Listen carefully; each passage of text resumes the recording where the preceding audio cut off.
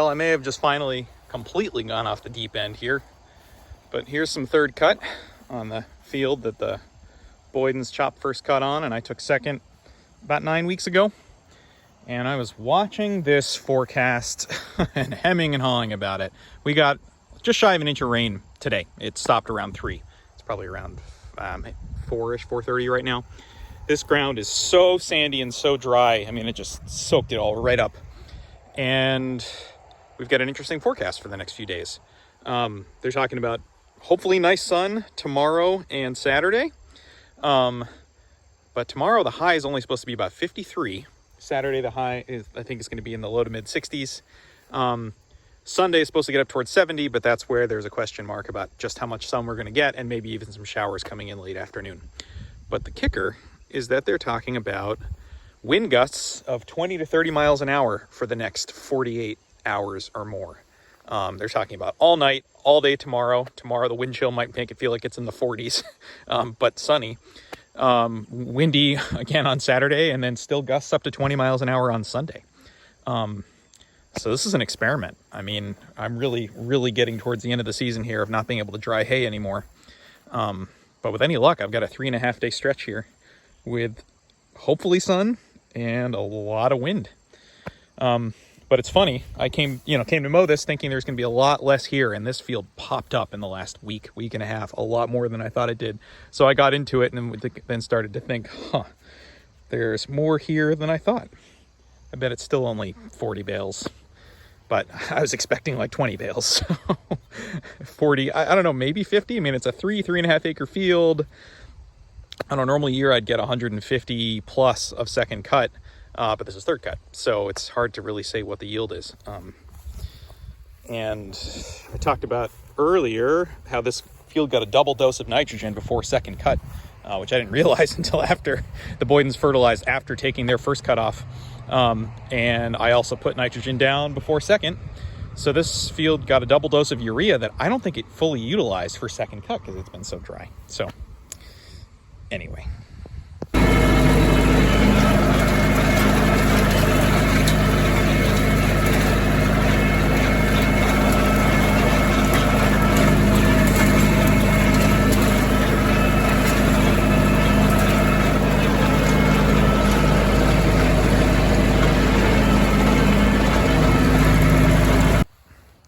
Well, it's tedded out. It rained for about 10 minutes while I started, which wasn't quite ideal. But then that blew through, and actually the sun was out while it was raining. So, yeah, tedding it late in the day like this because of all the wind tonight is why I wanted to do it. The windrows the mower left were not aerated, and that was just going to kind of sit and fester all night. So my hope is that this will start the dry down process, or at least lessen the dew, or whatever happens for tomorrow. But I don't know. Sneaking suspicion I'm going to be overworking this. Well, it was pretty crisp this morning. Got down to like 45. Right now it's barely 55, but really sunny. The breeze and wind is here, and I'm glad I tedded this out late yesterday. The wilt has already started. The top is already relatively dry. So time to ted this and get it up off the ground. But, so far the gamble at least is, well, I mean, it's way too early to say, but they're actually backing off the wind after tomorrow midday, but it's still supposed to be really gusty today, tonight, tomorrow, through at least part of the day. And then folks are saying any rain on Sunday is supposed to wait till 3 p.m. or later. So with any luck, I mean, baling this, knock on wood, won't take too long. So I'm starting to get the logistics figured out. Got 3 possible plans. Plan A is obviously to get full quality stuff, which is great. Plan B is to make some feeder bales, stuff that's maybe slightly too damp or almost cured, but not quite, that folks can feed out in the coming weeks or month, or maybe even a little more, because people are already feeding hay right now because they're short of pasture or out of it entirely. And plan C is another farmer in town that will gladly make use of this to round bale it and either wrap it or just feed it straight out to his cows. I talked to him last night, and he said he was happy to do it, even if there's only 40 or 50 bales worth here. So 40 or 50 square bales, that is. It'd be like probably a bale and a half of rounds, but stuff short enough. He said, absolutely, just let me know. So that makes me feel a lot better that no matter what, this will go to use. Hopefully I'll get something out of it, but at least somebody will get something. We'll see how it fluffs up. The shade line here is a little interesting. So, yeah. Well, I just raked the edges in, and there's definite heat shimmer coming off the field. It's slowly but surely, it's progressing. Tiny bit of crisp on that top layer. Well, I'm up the hill getting the tractor with the baler, and I just had to check the bales from last week, and they are beautiful. I mean, I knew they were beautiful when I put them up, but it's one of those things where the bales are so dense, I just wanted to make sure the centers are fine. Oh God, and they are beautiful. All right, this is pretty amazing. Still that same second day, we have crispiness. I mean, it's a long ways off from baling, but it's it's not wet green anymore. This stuff is well on the way to desiccation town, which is nice. So yeah, now this wind and breeze is doing well. There's still a lot of stuff the tedder's missing when it's this thin, and especially having mowed it right after a rain and then have it rain actually a little bit right before I tedded it. There's some wet stuff the tedder's not getting. So I think what I'm going to do is rake it up this evening, and then see what I have to do tomorrow. If I've got to lightly ted that back out, I will. Yeah.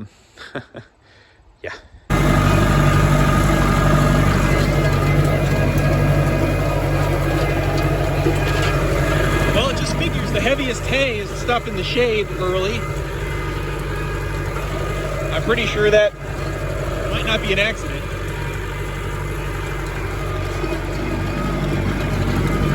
Pretty light windrows over here. I'll obviously double or even triple these up before attempting to bale, but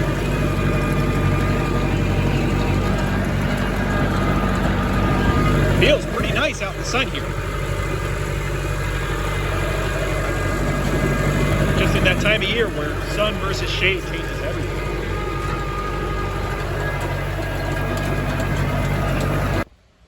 Well, I stand by that decision. The right half of the field, or maybe a bit more than half, looks really nice. It came really far. The left half, especially in that back edge, that's all in the shade, much thicker, greener, and obviously, because it gets in the shade much sooner. It's about 5 p.m. though. So with this much of the field still in the sun at 5, that's not too bad. Yeah, I don't know. I'm getting cautiously optimistic here to at least be able to bale most of it. I brought 2 wagons, not because I'm going to come anywhere near close to filling one, but just in case I end up with like half to 2/3 that's better, and then that back more shaded area that is more on the feeder bale side of things. Anything I can do to preemptively sort rather than having to sort through them in the barn or in the wagon is worth it. So anyway, that's it for day number 2. Well, having almost no dew at 10 a.m. at the end of September is pretty amazing. These windrows definitely dried overnight a little bit. I spaced them well enough so my tractor tires aren't driving on anything. Tedder's just grabbing it nicely, flipping them over, able to hit 2 rows at once, and leaving it not raked, but you can see those sections down there. So that'll make re-raking a breeze. No pun intended.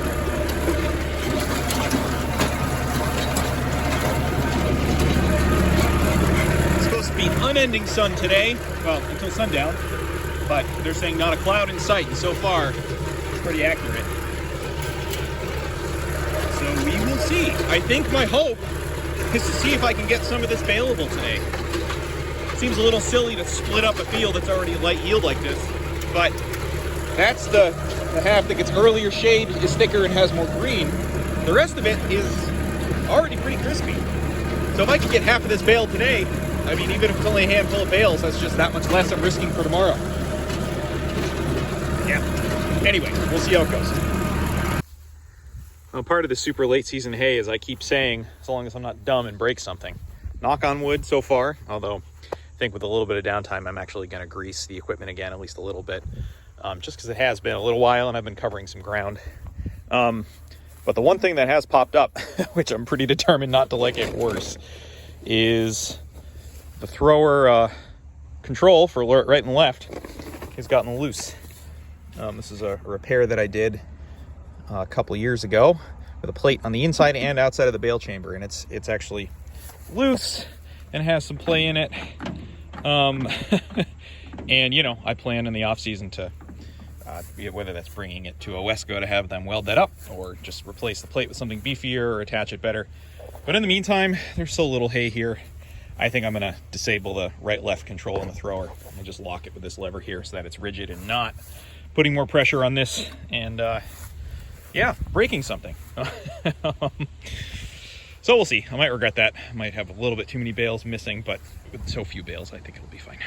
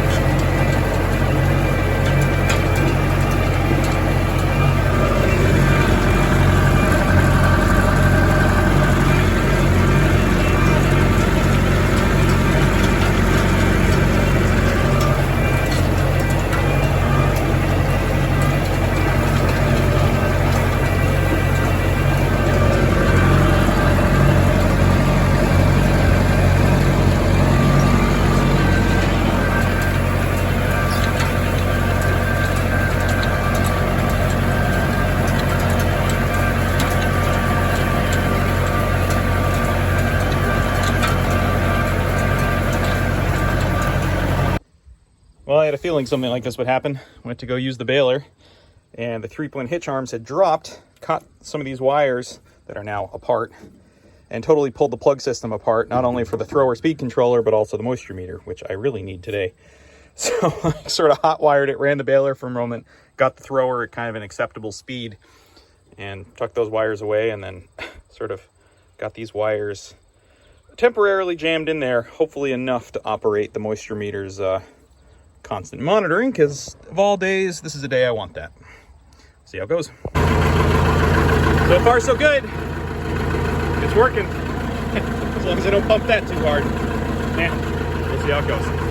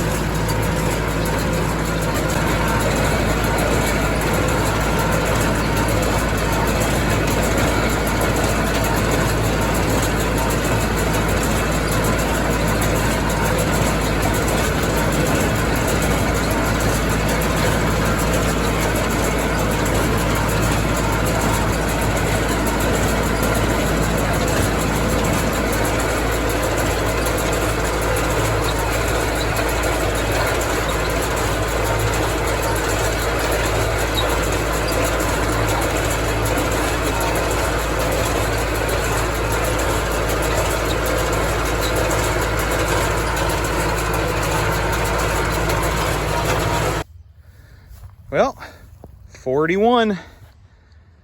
I'm not complaining about that at all. That puts us a little over 10 an acre on third cut that I wasn't even expecting to honestly get. So, and we're a day early. Yeah, moisture came in between 10 and 14% in the vast majority. A couple of blips a little higher, but that was for the way the moisture meter works. It tells you the highest reading in the span of, I think it's like 10 seconds or something, versus average. The averages are all great. Every now and then there'd be a blip of something higher. So my plan is to leave these on the wagon. I'm gonna stack them just so they don't get mushy. Leave them on the wagon, park them in the barn for a few days, and just be extra sure. But by gum, I think we got it. Well, it's 2 days later, and I just wanted to check these bales. God, they're beautiful. All the hand probe moisture was coming in 11%, 12%. Saw some 14, 15, but no sign of sweating. All smell great. It's only been 2 days. I'm not going to unload them today because I don't have time. But that means a lot from that batch. Having it come out just as well as I thought it did. Look how this field's growing back though, huh? It's been a week and a half. Grass is making up for lost time this time of year. It's definitely good for people grazing.